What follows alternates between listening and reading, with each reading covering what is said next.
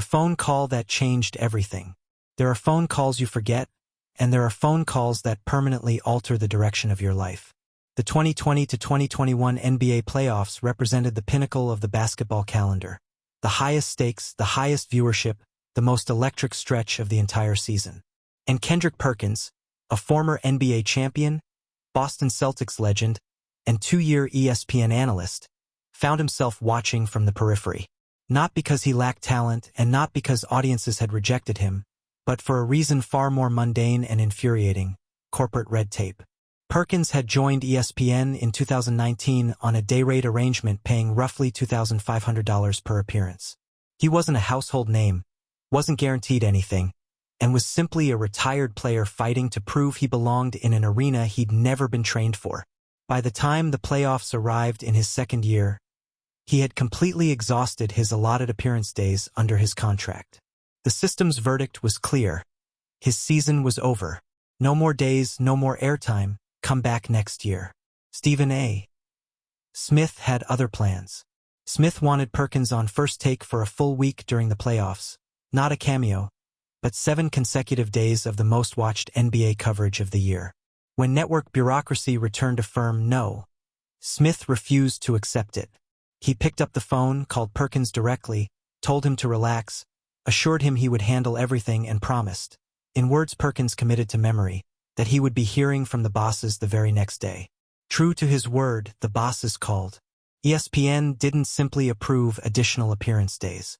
They tore up Perkins's existing contract, which still had a full year remaining, and replaced it with a brand new 3-year deal worth approximately $700,000 annually. A man earning $2,500 per appearance was suddenly a full-time salaried analyst. Perkins later described it plainly. They tore that contract up. I had another year on that contract. They tore that up and gave me a whole other contract for another 3 years and like $700K a year. One phone call from Stephen A.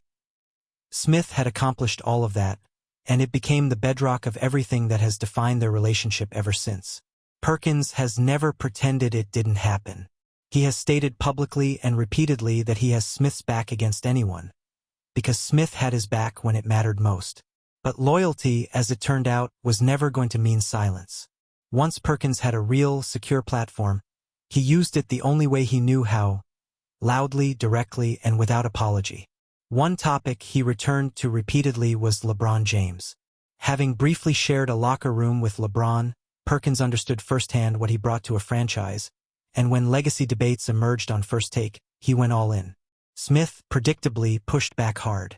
Their LeBron debates were particularly compelling because Perkins brought something Smith simply could not: lived experience inside those locker rooms.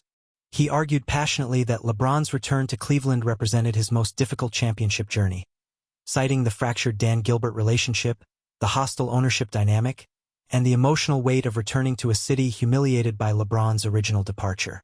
Engineering a comeback from 3-1 down against a 73-win Golden State Warriors team, amid all of that personal and institutional wreckage, was the hardest thing LeBron had ever done. Smith countered by pointing to the Western Conference gauntlet: Utah, Phoenix, the Clippers, Denver, Dallas, arguing the sheer volume and quality of competition made LeBron's current path uniquely brutal. 2 intelligent men, 2 legitimate perspectives, 0 agreement. That has always been the show. Their ability to clash that hard without it turning genuinely personal, most of the time, was what made them so compelling. But in March 2023, things crossed a line that couldn't be smoothed over. During an MVP race discussion on First Take, Perkins claimed that roughly 80% of NBA MVP voters were white, then pointed to Nikola Jokic, Dirk Nowitzki, and Steve Nash winning the award despite not ranking among the league's top 10 scorers, before adding, "What do those guys have in common? I'll let it sit there and marinate." The implication was unmistakable. Co-host J.J. Redick confronted him directly, accusing Perkins of implying white voters were racist. Smith later acknowledged both sides had escalated too far. The very next day, ESPN issued a public correction and on-air apology, a major network going on record to state its analyst had said something factually incorrect. Charles Barkley called it one of the stupidest things he had ever heard, then mocked it on inside the NBA in a line that went viral nationally. Despite the public correction and the nationwide backlash, Perkins was neither fired nor suspended. He remained on the air, because at ESPN, controversy doesn't necessarily end careers. Sometimes it accelerates them. By 2025, Perkins had spent enough years at ESPN to stop wondering whether he belonged. In October 2024, the network announced yet another multi-year deal expanding his role across NBA Countdown, ABC's NBA Countdown, NBA Today, First Take, Get Up, SportsCenter, and Hoop Streams. He was everywhere and established. The debates with Smith didn't slow, they intensified. In March 2025, after Nikola Jokic delivered a staggering 31-point, 21-rebound, 22-assist performance, Perkins began constructing a Jokic MVP argument on NBA Countdown. Smith cut him off mid-sentence, looking directly at him and declaring, "You are not doing that today, Big Perk. We're not going to start this narrative where Shai Gilgeous-Alexander gets compromised for league MVP again." A colleague shutting another colleague down on national television. Not as debate, but as a unilateral decision in front of millions of viewers. Perkins didn't fold. He never folds. There is a dimension to him that viral clips fail to capture. One he articulated during a rare moment of candid reflection. "I lost some friends. Like, some real Russ, KD, Bron. Not internet strangers, but men he played alongside, men he shared locker rooms with, men he went to war with on basketball courts. Those men went cold on him because of things he chose to say on television. And he said them anyway. As long as I'm keeping it between the lines of talking basketball, then I can't worry about if a motherf *** cur gets in their feelings, dog. That is not performance. That is philosophy." Then February 8, 2026 arrived. During ESPN's NBA Countdown, a segment celebrating Boston championship culture, with archival footage of the 2008 parade and locker room celebrations Perkins had personally lived, he looked into the camera and said, "If ESPN fired me today, I would lose no sleep. Why? Because somebody in Boston would hire him." The clip exploded across social media, accumulating nearly 10,000 likes and hundreds of thousands of views within minutes. A narrative quickly formed, that Perkins had gone to war with Smith, that a genuine confrontation had erupted, that Smith had tried to have him fired. Here, it's necessary to be completely honest. There is no verified evidence that Smith ever attempted to have Perkins fired. Those dramatic YouTube headlines were built on the energy of their real on-air tensions, not documented facts.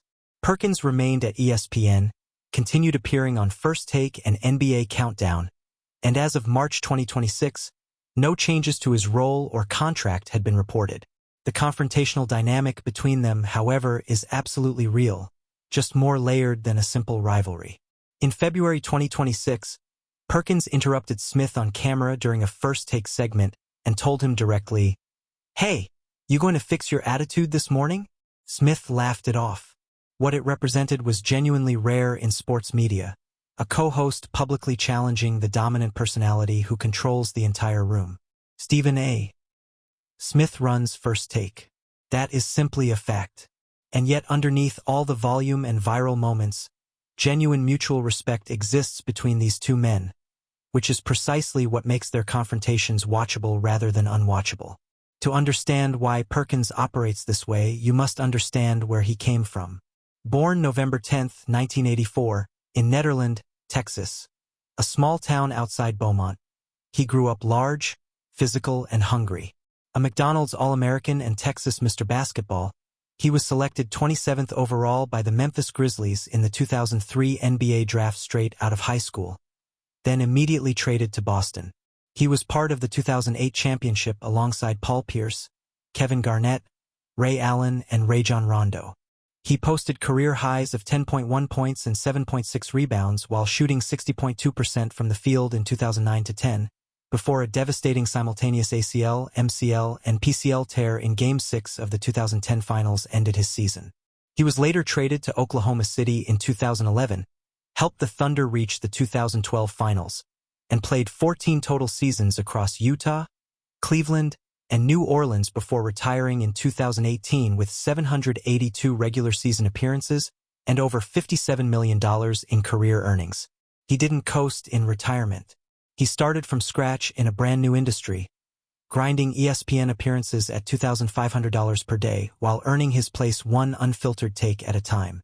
In December 2024, he said, "My long-term goal is for my next career to be better than my last."